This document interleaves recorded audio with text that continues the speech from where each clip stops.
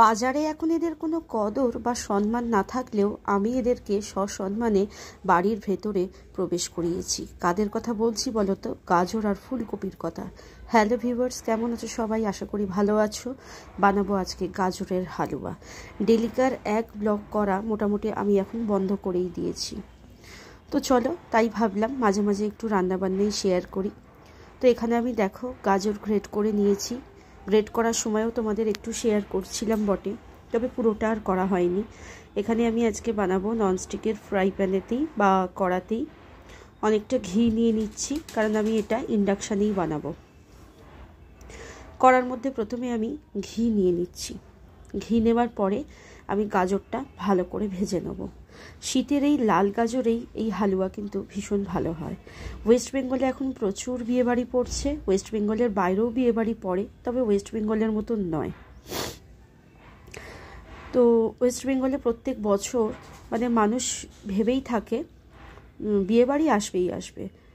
তো শেষ পাতে বিভিন্ন থেকে বিভিন্ন রকমের মিষ্টি পাওয়া যায়। তবে এখন সবাই নন বেঙ্গলি স্টাইলের মিষ্টি বেশি বানাতে পছন্দ করে। বাঙালি মিষ্টি আমরা খাওয়ার জন্য অস্থির হয়ে যাই, আর বাঙালিরা বাঙালির সমস্ত কালচার ভুলতে বসেছে। চলো, এসব নিয়ে পরে আলোচনা হবে।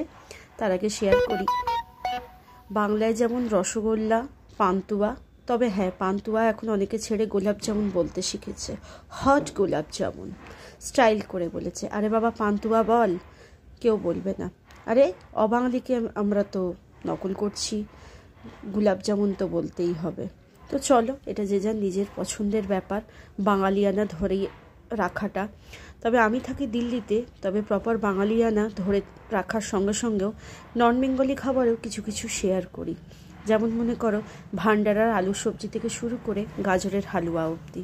তবে যে কথাটা বলছিলাম, গাজরের হালুয়াটা বানানোর জন্য প্রথমে আমি কড়ার মধ্যে ঘি গরম করে গাজরটা সুন্দর করে ভেজে নিচ্ছি। মিনিট 10 মতন ঢাকা দিয়ে ভাজবো। যেই আমার অর্ধেকটা ভাজা হয়ে আসবে, আমি এর মধ্যে কি অ্যাড করব দেখে নাও। দুধ অ্যাড করব, তবে দুধ এখনও দিইনি। তবে যে কথাটা বলছিলাম, আমরা মোটামুটি বাঙালি বিয়েবাড়ির ওই মিষ্টি বলো, ফিশ ফ্রাই বলো, মানে বাঙালি খাবার দাবারটা খুব বাইরে থাকলে মিস করি।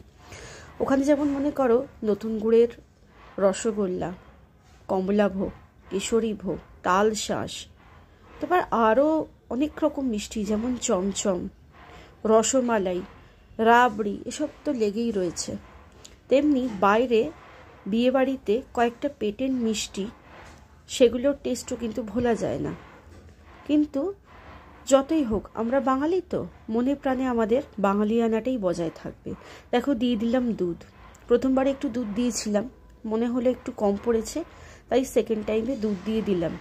আর টেম্পারেচারটা একটু লো করে দিলাম। এরপরে মিনিট 10 মতন এটা হবে। আর আমি এক সাইডে চিনিটা একদম গুঁড়ো করে নিয়েছি। আর এখানে দেখো খোয়া রয়েছে, আর ছোটো এলাচটাও আমি গুঁড়ো করে নিয়েছি। দেখো ফুটছে গাজরটা। আর দিল্লিতে বলো বা যে কোনো বাইরের জায়গায় বলো, ফেমাস মিষ্টির মধ্যে হচ্ছে গাজরের হালুয়া, মুগ ডালের হালুয়া, রাবড়ি জিলিপি, তাছাড়া রসমালাই তো আছেই আছে। আমরা পোলাওটাকে মাটন বা চিকেনের সাথে খেতে পছন্দ করি। একটা জায়গায় গেছিলাম, এবার হলুদ জর্দা পোলাও ছিল, তো মেনুর জায়গায় লেখা ছিল না ওখানে ওটা পোলাও বলে। তো আমি তো দূর থেকে ভাবছি যে সবাই যখন অবাঙালি কালচারকে ফলো করে এখন, তো অবাঙালিরা হয়তো বাঙালি কালচার ফলো করছে, হলুদ হলুদ সীতাভোগ বানিয়েছে।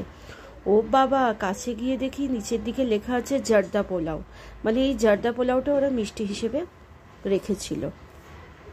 তো অগত্যা আমি তখন খাইনি, কারণ আমাদের অভ্যেস পোলাও দিয়ে মাংস খাবার, সেখানে কি আর জর্দা পোলাও খাটে? মোটেও ভালো লাগে না। তো চলো, ওপর থেকে আরেকটু আমি ঘিও দিয়ে দিচ্ছি, আর মাঝখানে কাজু কিশমিশও অ্যাড করেছিলাম। পুরো প্রসেসটা তোমাদের সঙ্গে কিন্তু শেয়ার করেছি, তোমরা নিশ্চয়ই বুঝতে পেরেছো।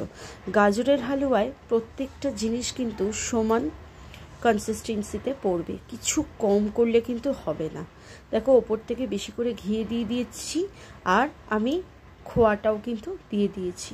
তবে যখন খাই তখন টেস্ট তো খারাপ লাগেনি, টেস্ট ভালো হয়েছিল, কিন্তু আমার মনে হচ্ছিল সেকেন্ড টাইমে যে দুধটা আমি অ্যাড করেছিলাম ওটা না করলেও হয়তো চলতো। চলো, আমি তো বানাচ্ছি ফার্স্ট টাইম, তো সেই কারণে যতক্ষণ না আমি বানাবো ততক্ষণ তো বুঝতে পারবো না। আমার ছেলে, আমার পতিদেব সবাই খেয়ে বলছে যে একদম বিকানির সুইটসের মতোই টেস্ট হয়েছে। তো সিজনের প্রথম গাজরের হালুয়া আমি যেহেতু বানালাম বাড়িতে, ঠাকুরকেও একটু দিলাম। কেমন লাগলো বলো।